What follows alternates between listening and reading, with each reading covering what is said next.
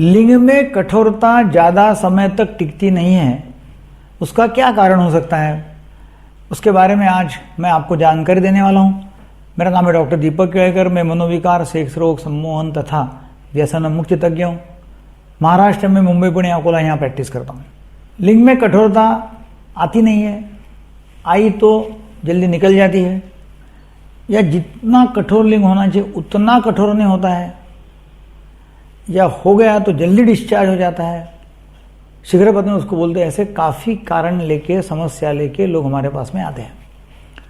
तो उसके लिए मैं आपको बताऊंगा कि थोड़ा सा एनाटॉमी क्या है। एनाटॉमी मतलब एक्चुअली स्ट्रक्चर्स क्या होते हैं सेक्स के। देखो, सेक्स में क्या होता है, एक तो एक एक्सटर्नल कैरेक्टर्स होते हैं सेक्स के, मतलब एक्सटर्नल ऑर्गन्स होते हैं सेक्स के, और कुछ इंटरनल ऑर्गन्स होते हैं सेक्स। तो एक्सटर्नल ऑर्गन्स जो सेक्स के हैं, मेल में, मैं मेल की बात कर रहा हूँ, तो उसमें पेनिस रहता है। अब ये पेनिस जो है एक इलॉन्गेटेड 2 से 3 इंच लंबाई वाला और 2 से 3 इंच मोटापा रहने वाला एक ऑर्गन रहता है, और वो बॉडी को अटैच रहता है।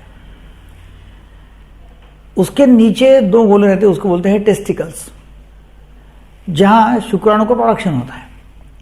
और टेस्टिकल थैली में रहते हैं 2, जिसको बोलते हैं स्क्रॉटम।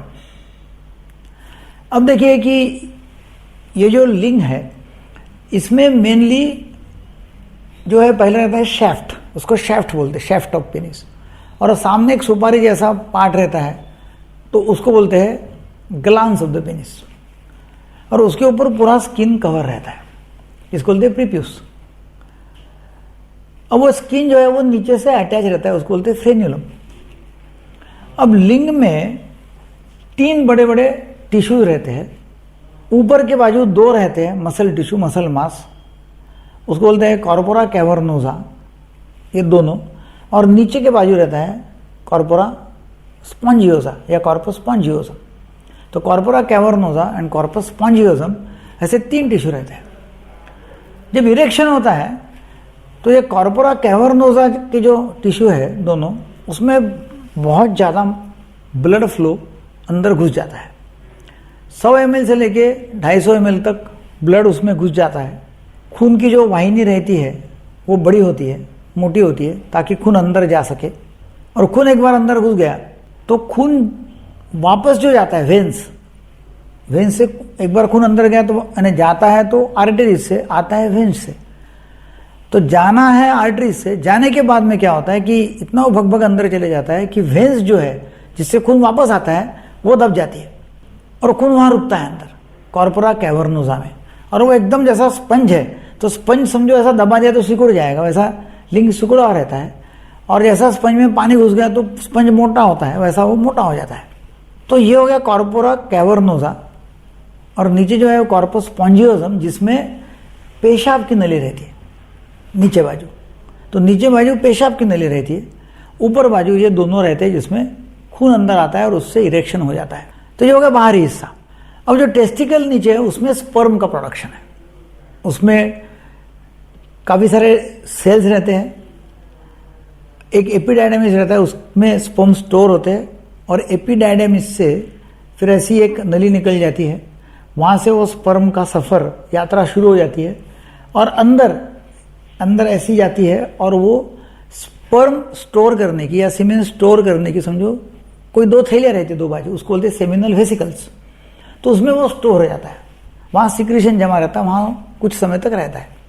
तो सेमिनल वेसिकल में कुछ सीमेन रहता है, और वहाँ से फिर नली निकलती है सेमिनल वेसिकल से, और एक यूरिनरी ब्लैडर से नली निकलती है, मतलब पेशाब की थैली, वहाँ से एक नली निकलती है, और दोनों एक जगह मिल जाती है, और एक कॉमन नली निकलती है, जहाँ से कभी पेशाब आती है और कभी सीमेन आता है। मतलब इस तरह का ये एनाटॉमी है पूरी उसकी। अब क्या होता है कि जब सेक्स करते हैं तो जो स्पर्म्स तैयार हुए, शुक्राणु, उनको मैच्योर होने को, उनको बड़ा होने को, उनको परिपक्व होने को कम से कम 2-2.5 महीने का टाइम लगता है। तो अंदर वो तैयार होते हैं, अंदर ही पक जाते हैं थैलियों में। और जब इधर सेक्स होता है तो एक्साइटमेंट जब होता है तो वहाँ से उनको स्टिमुलेशन मिलता है, और वहाँ से उनकी यात्रा शुरू होती है, और वो नली से, जिसको वास डिफरेंस बोलते हैं, वो नली से वो सेमिनल वेसिकल में आते हैं, और सेमिनल वेसिकल से बाहर निकलते बीच में प्रोस्टेट ग्लैंड रहती है, प्रोस्टेट ग्रंथि। तो प्रोस्टेट ग्रंथि का सिक्रीशन होता है, प्रोस्टेट ग्लैंड का। काउपस ग्लैंड रहती है, उसका सिक्रीशन होता है, और वो सिक्रीशन करके फिर सीमेन जो है, वीर्य जो है, वो नली से बाहर आता है। जब वीर्य बाहर निकलता है तो पेशाब की थैली का जो नली रहती है वो बंद हो जाती है। कभी कभी क्या होता है कि थैली पेशाब की बहुत ज़्यादा भर गई तो वीर्य की थैली को प्रेस करती है, तो कभी थोड़ा वीर्य और थोड़ा पेशाब ऐसा साथ साथ बाहर आता है। लोग बोलते देखो मेरे पेशाब में वीर्य जा रहा है। ये जो प्रोस्टेट ग्रंथि है, वो प्रोस्टेट ग्रंथि 50-55 साल के बाद में बड़ी हो सकती है, उसके ऊपर सूजन आ सकती है, उसको इन्फेक्शन हो सकता है। और वो ग्रंथि यदि वो ट्यूब जो है सेमिनल वेसिकल की, उसके ऊपर यदि प्रेस करती है तो वीर्य आना बंद हो जाता है। मतलब ड्राई इजैकुलेशन बोलते हैं उसको। सेक्स करते हैं, मजा आता है, इजैकुलेशन नहीं होता। तो वो ड्राई इजैकुलेट होता है। कि हमारे मित्र जो है वो ऐसे डरते डरते आए, बोले 2 दिन हो गए सेक्स कर रहा हूँ मगर अभी मुझे इजैकुलेशन होता ही नहीं है, वीर्य बाहर निकलता ही नहीं। क्योंकि वो जो प्रोस्टेट ग्रंथि है वो वीर्य के ग्रंथि, मतलब वीर्य का जो स्त्राव है उसकी जो नली है उसके ऊपर प्रेशर डाल रही है सूजन आने से, और वीर्य आना बंद हो जाता है।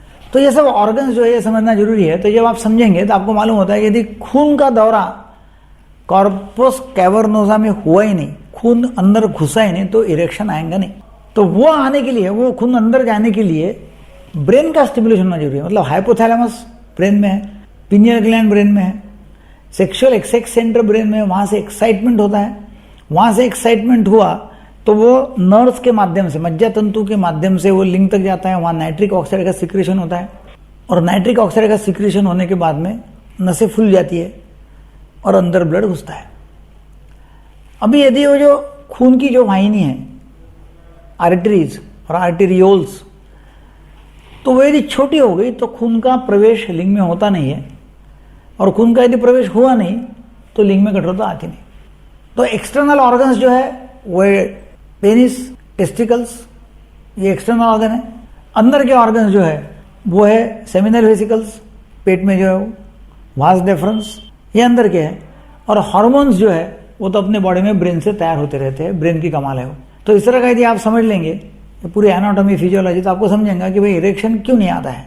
इरेक्शन नहीं आता है क्योंकि ब्लड अंदर जाता नहीं है।